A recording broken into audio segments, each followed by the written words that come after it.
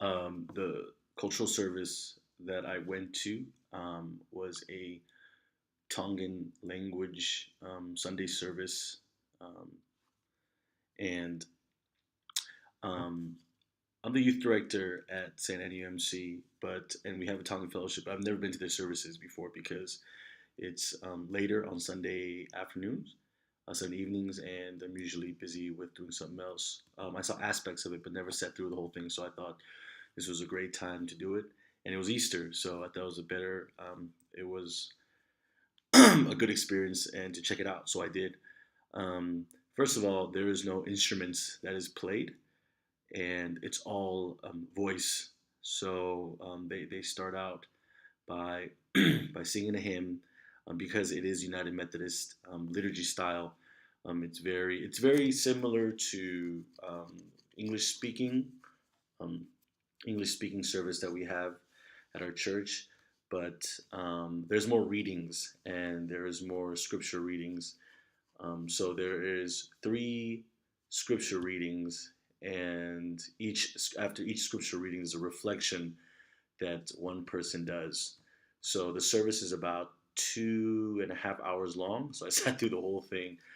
Usually I always catch the end of it, but this time because of the assignment, I sat through the whole thing, and it was a long service.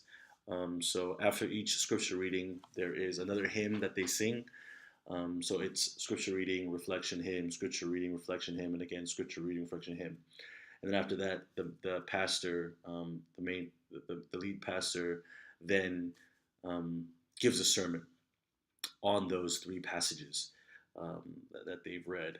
And after those three passages, then the choir comes up, which is the probably the most amazing part of the service.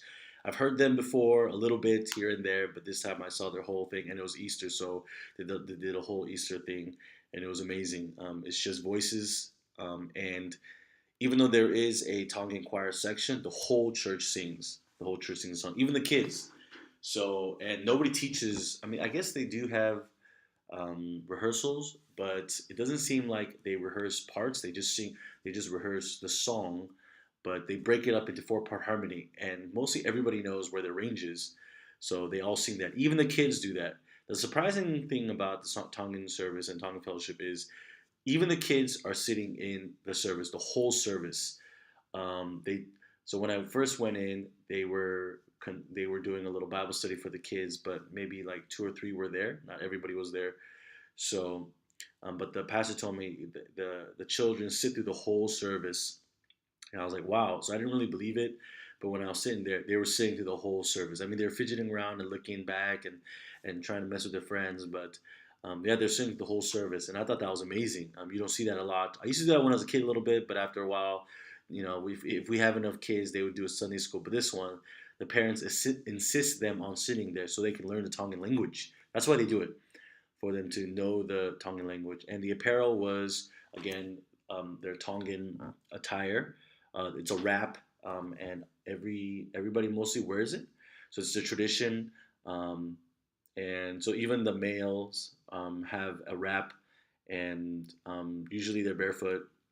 I mean, they wear sandals, but inside the church, I see them walking around barefoot. So it was a good experience. And it was a good learning experience for me to see what our church is doing because I've never sat through it. I just been to their different events, but seeing a Sunday service really puts into perspective of how much discipline it takes to be part of the Tongan Fellowship, and it's a discipline that I think that we as a church needs because we're so fast about trying to do service, but they take their time in everything they do. So it was a good experience. So I really enjoyed it. Thank you.